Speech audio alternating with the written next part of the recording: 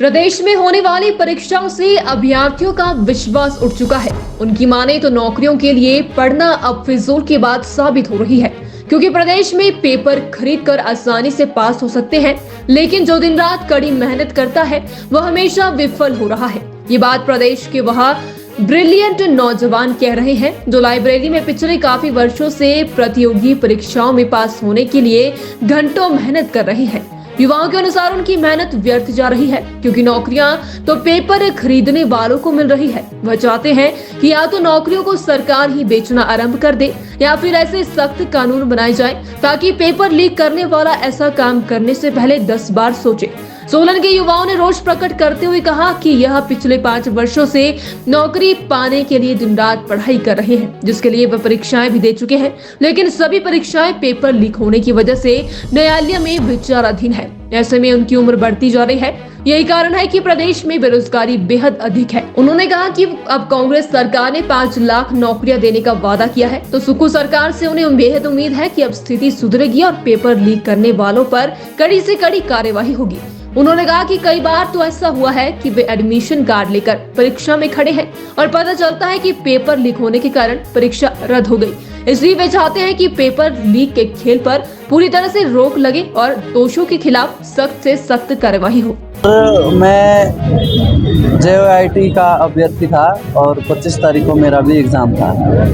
मैं सरकार से यही आग्रह करूंगा कि जितने भी, मैंने सुना है कि मैडम साहिबा 2019 से कार्यरत थी, तो जितने भी 2019 के बाद एग्ज़ाम हुए हैं उनकी अच्छे से जांच हो, क्योंकि मैं इस लाइब्रेरी सोलन बुक हब में पढ़ता हूँ। तो बुक हब में 400-500 अभ्यर्थी जो है वो तैयारियाँ कर रहे हैं। तो हर ज़िले में भी लाइब्रेरियाँ होगी, बच्चे हर ज़िले में पढ़ रहे हैं, तो फिर जो मेहनत करने वाला बच्चा है वो रह जाता है। तो मेरा सरकार से ये अनुरोध है कि जो भी पेपर 2019 के बाद हुए हैं उनकी अच्छे से जांच हो और मेहनत करने वाला बच्चा नहीं रहे। बस सरकार इसकी अच्छे से जांच करे, क्योंकि जैसे JOIT के जो पेपर है वो पहले भी लीक हुआ था। जो 939 का पेपर है वो सुंदरनगर में लीक हुआ था, तो हो सकता है वो भी पहले लीक हुआ, उन्होंने उसको एग्ज़ाम फिर भी कंडक्ट करवा दिया। पुलिस का पेपर लीक हुआ, तो हो सकता है पहले भी पेपर लीक हुए होंगे। तो हम यही चाहते हैं कि इसकी अच्छे से जांच हो और सरकार से यही अनुरोध है कि मेहनत करने वाले बच्चों के साथ गलत ना हो, पैसों से जो लगे हैं उनकी अच्छे से कार्रवाई हो, और वो जो नियुक्तियाँ गलत हुई है, जो पुरानी भर्तियाँ हुई है, जैसे 962 है, अभी जो भर्तियाँ हुई है हाल ही 817 है, इनकी अच्छे से जांच हो। स्टूडेंट के फ्यूचर पे तो सर इफेक्ट ये है कि जिसने पैसा दिया है उसके फ्यूचर भी इफेक्ट है, क्योंकि वो उसके बाद जेल जाएगा। दूसरा, जो मेहनत कर रहा है उस पर भी इफेक्ट है, क्योंकि उसकी जगह कोई और लग रहा है। और मेन तो फ्रस्ट्रेशन होती है, बच्चों को फ्रस्ट्रेशन आ जाती है। अब JOIT के 2019 से कोई भर्ती नहीं हो रही है, 3 साल हो गए, तो कोई जब भर्ती नहीं होगी, अभ्यर्थी तैयारी कर रहे हैं, तो वो फिर फ्रस्ट्रेशन, बच्चों को फ्रस्ट्रेशन आ जाती है जो तैयारी कर रहा है। अपनी अब सरकार को हमारी परेशानियों का भी सोचना पड़ेगा। जो सरकार ने बोला है कि हम 5 लाख रोजगार देंगे, तो वो इसी प्रकार दिया जाएगा। जब आयोग खुलेगा, आयोग ही बंद रहेगा, तो फिर तो कैसे नौकरियाँ मिलेंगी। मेरा नाम रणवीर सिंह है और हम भी पिछले 2-3 सालों से तैयारियां कर रहे हैं, और इस तरह के अगर पेपर लीक होते जाएंगे तो अभ्यर्थियों पर इसका बहुत बुरा असर पड़ेगा। पेपर लीक होते जाएंगे, जो तैयारियां कर रहे हो रह जाएंगे, और पैसे देकर कोई आदमी लग जाता है, तो इससे तो ये हो कि जो तैयारियां कर रहे हैं फिर उसका मतलब तो ये है कि वो तैयारियां ना करें, बस पेपर खरीदते जाओ और लगते जाओ। लेकिन हर ज़िले में इसके जो है क्या बोलते हैं, लोग तैयारियां कर रहे हैं। अभी जो फॉर्म भरे थे JOIT का, जो एग्ज़ाम होना था 25 तारीख को, उसके तकरीबन 1.5 लाख के आसपास, 1.5 लाख के आसपास फॉर्म भरे थे। तो अब उनमें से अगर आप अभ्यर्थी तैयारियां भी कर रहे थे और उसके बावजूद अगर पेपर लीक हो जाता है, तो उन पर आप खुद सोच सकते हैं कि कितना बड़ा असर पड़ेगा। फ्रस्ट्रेशन तो होएगी, ऑब्वियसली बात होएगी। वर्तमान सरकार से बहुत उम्मीदें है। पूरे प्रदेश ने अगर सत्ता परिवर्तन किया है तो सरकार से बड़ी उम्मीद है, और वर्तमान के जो मुख्यमंत्री है वो इस पर बड़ा कड़ा एक्शन ले रहे हैं, और हमें उम्मीद है कि जो ये अपराध कर रहे हैं, ये कार्य कर रहे हैं, उनको बड़ी से बड़ी सज़ा मिले और आने वाले समय में बहुत जल्दी जो ये पेपर लीक हुआ है और बहुत जल्दी इसका पेपर सेटअप करें और इस पेपर को तुरंत से जल्द करवा दें। नमस्कार, मेरा नाम विनोद ठाकुर है और मैं सिरमौर का स्थानीय निवासी हूँ। जैसा कि ये बार बार पेपर लीक के मामले सामने आ रहे हैं, इससे स्पष्ट एक रूप देखने को मिलता है कि बच्चों का भविष्य के साथ खिलवाड़ हो रहा है। और इसमें एक चीज़ भी क्लियर होती है कि अगर किसी को नौकरी चाहिए तो आपके पास पैसा होना चाहिए, क्योंकि बहुत सारे मुद्दे से सामने आ चुके हैं कि जो पेपर बेचने के लिए लोग कर्मचारी खड़े हो रहे हैं। तो मुझे लगता है कि सरकार को इस विषय पर सख्त कार्रवाई करनी चाहिए और ऐसे जो ये अपराध ही मानेगी इस चीज़ को कि बच्चे के साथ भविष्य खराब करने के कार्य हो रहे हैं, तो इनको निष्कासित करना चाहिए और इनकी जो संपत्ति है उसको भी जब्त करना चाहिए, ताकि ऐसी कंडीशनें अगर लगाई जाएं तो कहीं ना कहीं अन्य कर्मचारी भी इस चीज़ से डरे और ऐसे काम आगे ना हो। ये सामने बहुत चीज़ है, देखो आप 2019 से लेकर लगातार पेपर लीक हो रहे हैं, बच्चे बिल्कुल एडमिट कार्ड हाथ में लेके खड़े हो रहे हैं और तुरंत पता चलता है कि पेपर लीक हो चुका। तो कहीं ना कहीं एक ऑफिशियली जो कर्मचारी है उनके बीच में एक थोड़ी स्ट्रिक्टनेस होनी चाहिए और जो भी उसमें कर्मचारी होते हैं, पदाधिकारी होते हैं बड़े बड़े, उनको अपने कर्मचारियों के ऊपर बड़ी नज़र रखनी चाहिए और एक प्रोटोकॉल के तहत जो पेपर हमेशा सेटअप होते हैं तो उसके ऊपर बड़ी निगरानी रखनी चाहिए ताकि पेपर लीक होने से बचे। सर, मेरा नाम आशीष भारद्वाज है और मैं तकरीबन 2016 से एस्पिरेंट रहा हूँ।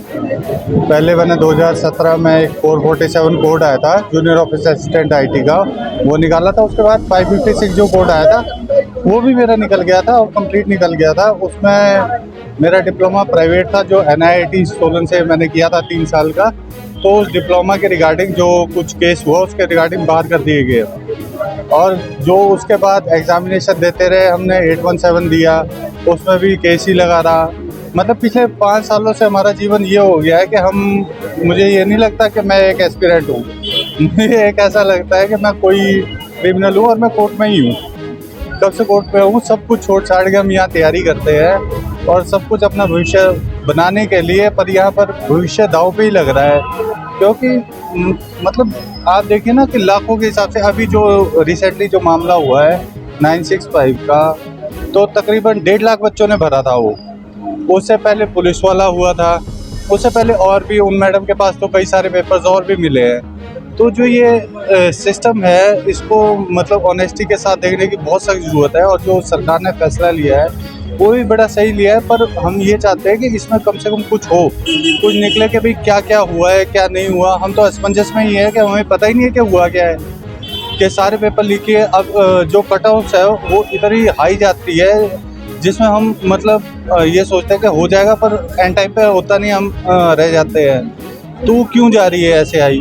और जो आपको मैं एक बात और बताना चाहूँगा, जो हिमाचल प्रदेश का एग्जामिनेशन का लेवल है ना वो बहुत टफ है। ऑल ओवर इंडिया में अगर सबसे टफेस्ट कोई एग्ज़ाम आता है वो हिमाचल के ही आते हैं। फिर भी उन एग्जामिनेशंस में भी अगर किसी के 80 85 नंबर आ रहे हैं तो वो एक सोचने का विषय है। सारे कोई जो हम एस्पिरेंट्स हैं तो तैयारी कर रहे हैं, हमारे को भी नॉलेज है, हमारे को पता है ऐसे नहीं आ सकते। तो मैं सरकार से तो हम यही चाहेंगे कि भाई हमारा कुछ फैसला कीजिए कि हम तो आधे तो मझधार में ही हैं। जैसे मैं पिछले 5 सालों से मझधार में हूँ, ना मैं फेल हो रहा ना मैं पास हो रहा हूँ और बाकी हमारी तरह कई और युवा है, मतलब लाखों के हिसाब से है। बेरोज़गारी बढ़ रही है। ये लाइब्रेरी आपको पता होगा ये 2017 में खुली थी, तो आज की डेट में इसमें सुबह से शाम तक कम से कम ज़्यादा नहीं तो 600 या 700 बच्चे आते हैं और बैठने के लिए जगह नहीं होती और डेली रश बढ़ी जा रहा है। हर साल एक नया बच्चा आता है। जब पिछले बच्चे कहीं लगेंगे ही नहीं तो रश तो बढ़ता ही रहेगा। बेरोज़गारी उस हिसाब से है। जितनी बेरोज़गारी मैंने पिछले 5 सालों में देखी है उतनी मैं मतलब कभी नहीं देखी। यहाँ पर भी हमने बोला था तो एक हॉल होता था उसमें ही आ जाते थे पूरे, पर धीरे धीरे जिस हिसाब से बच्चों का इंटरेस्ट भी है और कर रहे हैं, सब कुछ छोड़ छाड़ के आए हुए। आप ये देखिए कि कोई बच्चा अगर 22 साल में तैयारी शुरू करता है, ठीक है, कॉलेज जाने के बाद 22 साल में तैयारी शुरू करता है वो, उसके बाद 3-4 साल लग जाते हैं उसको। 26-27 साल का तो वो ऐसे ही हो जाएगा, ना वो बाहर बिजनेस कर सकता, ना वो कोई प्राइवेट जॉब कर सकता। उसका भविष्य तो अधिकार में ही है ना। डिमांड ये है कि उचित कार्रवाई हो, पूरी ईमानदारी के साथ कार्रवाई हो और दोषियों को बख्शा ना जाए इसमें, क्योंकि प्रदेश के लाखों बेरोजगारों के साथ बहुत गलत हुआ है। उसका हमें मतलब न्याय चाहिए।